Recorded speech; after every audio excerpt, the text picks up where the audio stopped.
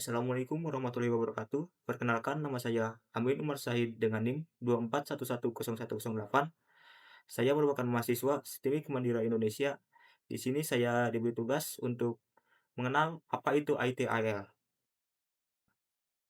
Di sini saya akan membahas seputar apa itu ITIL, bagaimana peran ITIL dalam meningkatkan layanan TI, komponen apa saja yang ada di ITIL versi terbaru, yaitu versi 4, berikan contoh layanan IT yang menggunakan prinsip ITIL. Nah, ITIL atau Information Technology Infrastructure Delivery merupakan sebuah kerangka kerja di mana fokusnya di dalam ruang lingkup pengelolaan layanan. Jika di dalam dunia bisnis, biasanya ITIL digunakan untuk menyelaraskan layanan antara teknologi informasi dengan berbagai kebutuhan bisnis yang berbasis teknologi. ITIL telah melakukan beberapa kali perkembangan. Untuk saat ini, versi terbaru ITIL adalah ITIL versi 4, di mana merupakan versi pengembangan dari ITIL versi 3. ITIL versi 4 ini menyediakan basis yang lebih fleksibel untuk mendukung sebuah organisasi. Nah, berikut merupakan komponen utama dari ITIL versi 4. Yang pertama, terdapat Service Value System atau sering disebut SPS. Service Value System menggambarkan bagaimana semua elemen organisasi bekerja sama untuk menciptakan nilai melalui layanan. Terdapat 5 elemen penting di dalamnya, yaitu prinsip-prinsip panduan, merupakan pedoman utama yang membantu organisasi dalam mengambil keputusan dan bertindak. Prinsip ini menjadi pegangan agar setiap langkah yang diambil tetap fokus pada nilai layanan, bekerja sama dengan baik, dan terus berinovasi tanpa membuat hal menjadi rumit. Selain itu, terdapat tata kelola. Ini berfungsi untuk memastikan bahwa seluruh aktivitas layanan dikelola dengan baik sesuai dengan kebijakan dan tujuan organisasi. Dengan, dengan tata kelola yang baik, semua proses bisa berjalan terarah, transparan, dan bertanggung jawab. Selanjutnya, terdapat rantai nilai layanan. Ini menggambarkan tahapan utama menciptakan dan memberikan nilai kepada pelanggan. Rantai nilai ini mencakup aktivitas dari perencanaan, desain, pembangunan, penyimpanan, hingga peningkatan layanan agar terus memberikan manfaat bagi pengguna. Selanjutnya, terdapat peningkatan berkelanjutan. Komponen ini mendorong organisasi untuk selalu memperbaiki diri, menyesuaikan layanan dengan kebutuhan terbaru, serta meningkatkan efisiensi dan kualitas secara terus-menerus agar tidak tertinggal oleh perubahan zaman. Yang terakhir, terdapat praktik, merupakan kumpulan metode proses dan pengetahuan yang digunakan untuk mengelola layanan TI secara efektif. Dengan adanya praktik-praktik ini, organisasi bisa menjaga kualitas, menangani masalah dengan cepat, serta memastikan layanan selalu berjalan dengan baik. Setelah kita memahami bagaimana Service Value System bekerja untuk menciptakan nilai, sekarang kita akan masuk ke 4 dimensi ITIL versi 4. Dimensi ini ibarat pilar penopang dari sistem layanan yang kita bangun. Di dalamnya terdapat organisasi dan orang-orang. Manusia adalah inti dari setiap proses dalam layanan TI. Tanpa orang yang memiliki kemampuan, kerjasama, dan budaya organisasi yang baik, layanan tidak akan bekerja dengan efektif. Karena itu, dimensi ini menekankan pentingnya sumber daya manusia yang kompeten dan komunikasi yang terbuka di dalam organisasi. Selain itu juga terdapat informasi dan teknologi. Ini merupakan fondasi utama dari layanan digital. Teknologi membantu dalam mengotomatisasi pekerjaan, menyimpan data, serta memberikan layanan cepat, andal, sementara informasi menjadi bahan utama untuk mengambil keputusan yang tepat. Selanjutnya terdapat mitra dan pemasok.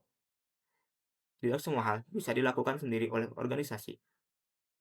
Karena itu, peran mitra dan pemasok sangat penting untuk mendukung kelancaran layanan. Mereka membantu menyediakan sumber daya teknologi atau keahlian tambahan yang dibutuhkan dalam menciptakan nilai layanan. Yang terakhir, terdapat aliran nilai dan proses.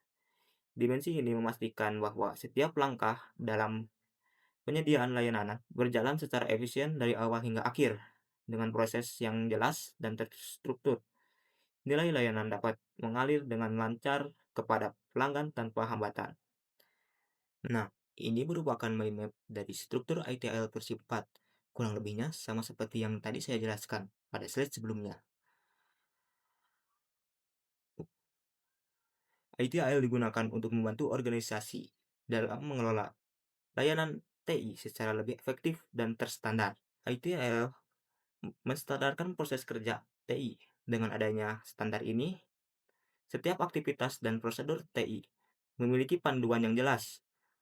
Hal ini mencegah terjadinya kesalahan berulang dan memastikan semua tim bekerja dengan cara yang konsisten. Selain itu juga, ITIL dapat meningkatkan kualitas layanan TI melalui pendekatan berbasis praktik terbaik. ITIL membantu organisasi untuk terus meningkatkan prosesnya, memastikan layanan yang diberikan selalu andal, efisien, dan sesuai dengan kebutuhan bisnis. Yang terakhir, ITIL meningkatkan kepuasan pengguna dengan proses yang lebih terstruktur dan layanan yang lebih baik. Pengalaman pengguna menjadi lebih positif, baik dari sisi kecepatan penanganan masalah maupun kualitas solusi yang diberikan.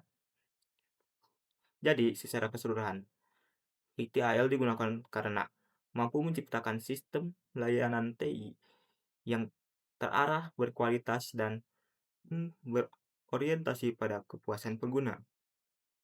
Di sini saya mengambil contoh Tokopedia sebagai layanan TI yang menggunakan prinsip ITIL. Tokopedia merupakan salah satu perusahaan yang menerapkan prinsip ITIL di dalam pengelolaan layanan teknologinya. Tujuannya adalah agar setiap layanan yang diberikan kepada pengguna bisa berjalan lebih efektif, stabil, dan berkelanjutan.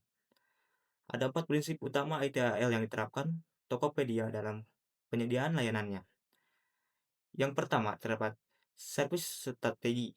Di tahap ini, Tokopedia menentukan tujuan dan kebutuhan bisnis yang ingin dicapai melalui layanan TI. Misalnya, bagaimana sistem belanja online yang bisa memberikan pengalaman terbaik bagi pengguna. Yang kedua, terdapat service transmission. Tahap ini berfokus pada proses penerapan layanan baru atau pembaruan sistem.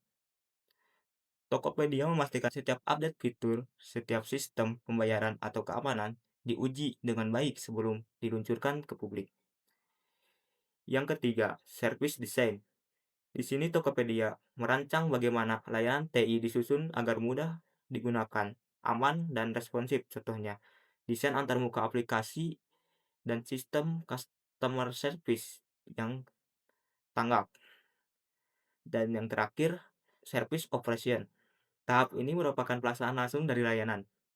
Tokopedia memastikan semua sistem berjalan dengan stabil, menangani keluhan pengguna dengan cepat, dan menjaga uptime server agar tidak ada gangguan saat transaksi berlangsung. Jadi, secara keseluruhan, prinsip-prinsip ITIL membuat Tokopedia memberikan layanan digital yang konsisten, handal, dan terus berkembang sesuai dengan kebutuhan penggunanya.